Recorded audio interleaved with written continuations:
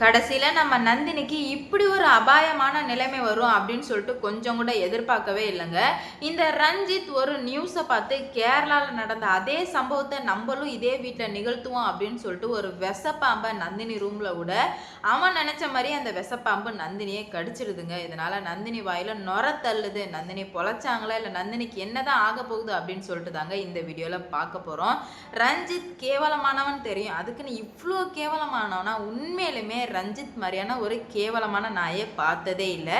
இவன் ஏற்கனவே வந்து இவனுக்கு அவ்வளோ கேடுகட்ட எண்ணங்கள். இதில் நியூஸில் வேற பத்தாததுக்கு அவங்க வந்துட்டு மாமியாரை வந்துட்டு பாம்பு வச்சு கொன்னான் அப்படின்னு சொல்லிட்டு நியூஸில் வரும்போது நம்ம ஏன் இந்த நந்தினியை பாம்பு வச்சு கொண்டுடக்கூடாது? இவ தான் நம்ம லைஃப்பில் இப்போ பெரிய பிரச்சனையாக இருந்துட்டு இருக்கா.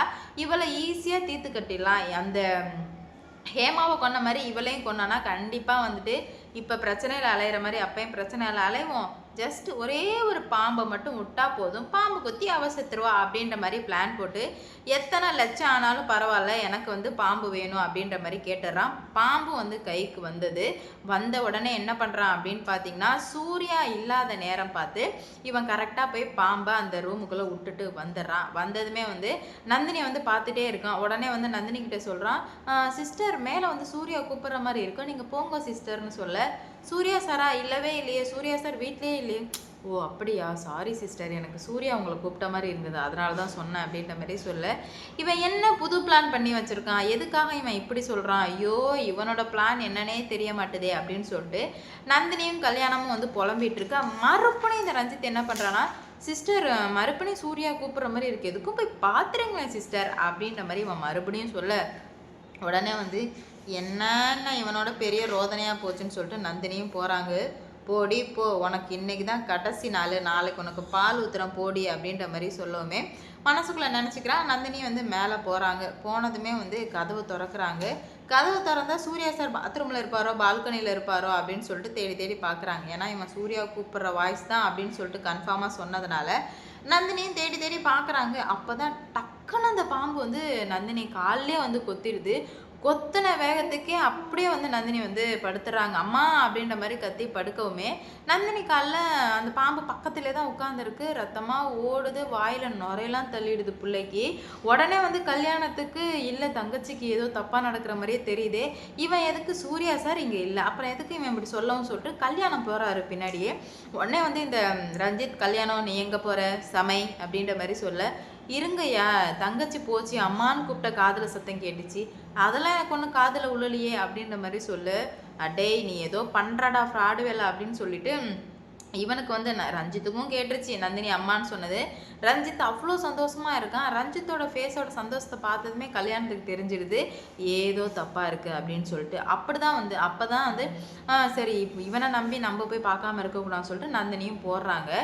போனதுமே வந்துட்டு தங்கச்சின்னு கூப்பிட்ற எந்த ஒரு சத்தமே இல்லை. என்னடா இது, தங்கச்சி ரூமுக்கு தானே வந்துச்சு, எங்கே போச்சு அப்படின்னு சொல்லிட்டு கல்யாணம் உள்ளே வந்து பார்க்குறாரு. உள்ளே வந்து பார்த்தா அதிர்ந்து போயிடுறாரு. ஏன்னா வந்து நந்தினி நொர கக்கி படுத்திருக்க, பக்கத்துலேயே பாம்பு இருக்குது.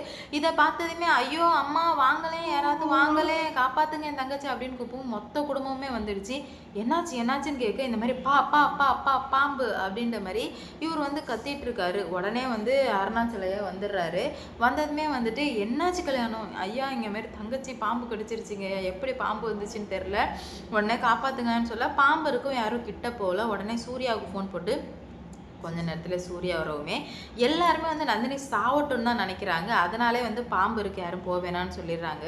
ரஞ்சித்தோட அப்பாவும் வந்து பாம்பு இருக்குது நான் போய் காப்பாற்றுறேன் அப்படின்ற மாதிரி சொல்கிறாங்க. அதெல்லாம் தேவையில்லை அப்படின்ற மாதிரி மொத்த பேரும் தடுத்து நிறுத்தவுமே சூர்யா வரவே பாம்பு அது இதெல்லாம் பார்க்கல, ஒரு கம்பை எடுத்துகிட்டு வந்து அடின்னு அடித்து அந்த பாம்பை உடனே வந்து ஒரு சாக்குக்குள்ளே கட்டி போட்டுடுறாங்க. தகவலும் சொல்லிடுறாங்க இந்த மாதிரி வனத்துறைக்கும். ஃபோன் போட்டு சொன்னதுமே நந்தினி மூச்சு பேச்சே இல்லை, நொர மட்டும் கக்கிட்டே இருக்குது. உடனே அந்த காலுக்கு மேலே கயிறை கட்டிட்டு கொண்டு போகிறாங்க ஹாஸ்பிட்டலுக்கு. சூர்யா அழுகுறாரு, நந்தினி கண்ணை முழிச்சிக்கோ நந்தினி, நந்தினி நந்தினி கண்ணை முழிச்சிக்கோ நந்தினி அப்படின்ற மாதிரி கெஞ்சிறாரு சூர்யா. சூர்யா படுற பாட்டை பார்த்தா நமக்கே வந்து அந்தளவுக்கு கஷ்டமாக இருக்குது. உடனே வந்து என்ன பண்ணுறது ஏது பண்ணுறதுன்னு தெரியல. அப்படி இருந்த பட்சத்தில் தான் இல்லை ஏன் நந்தினிக்கு ஒன்றும் ஆகாது அப்படின்ற மாதிரி சொல்ல கல்யாணம் சொல்கிறான்.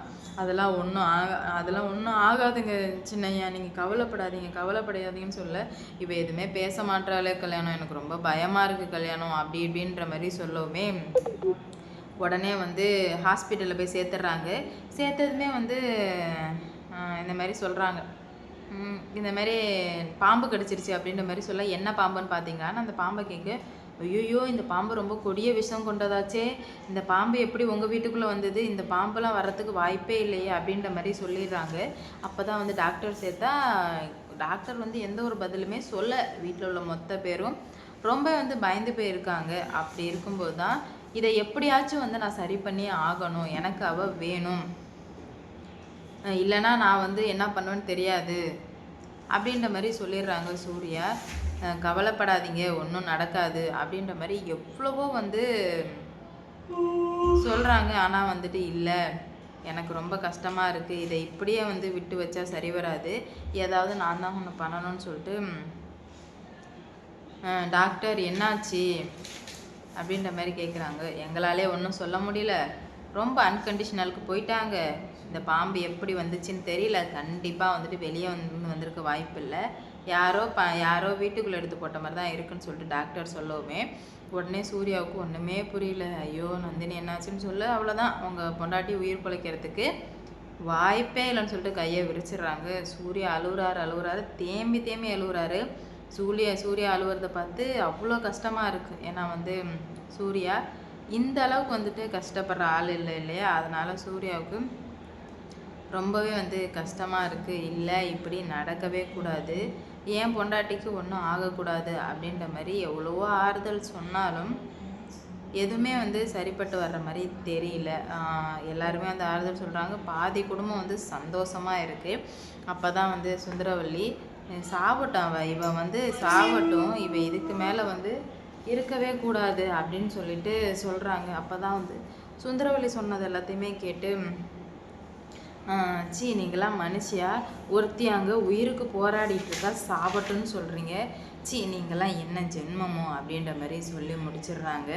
அப்போ தான் வந்து சூர்யா அலுவலகத்தை பார்த்து டாக்டர் வந்து இது கண்டிப்பாக வந்து இதுக்கு மேலே யார் நினச்சாலும் காப்பாற்ற முடியாது, அந்த கடவுள் நினச்சா மட்டும்தான் உண்டு அப்படின்ற மாதிரி சொல்லிடுறாங்க. நந்தினி பொழைக்க போகிறாங்களா, இல்லை நந்தினி என்ன நடக்க போகுது அப்படின்னு சொல்லிட்டு வெயிட் பண்ணி பார்க்கலாம். இந்த ரஞ்சித் மாதிரியான ஆளுங்கள்லாம் உங்கள் கையில் கிடச்சாங்கன்னா அவங்கள நீங்கள் என்ன பண்ணுவீங்க, அவங்களுக்கு என்ன மாதிரியான தண்டனை கொடுப்பீங்க அப்படின்னு சொல்லிட்டு மறக்காமல் கமெண்டில் சொல்லிட்டு போங்க.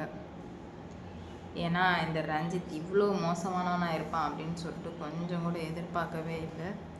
வெயிட் பண்ணி பார்ப்போம் என்ன நடக்க போகுதுன்னு.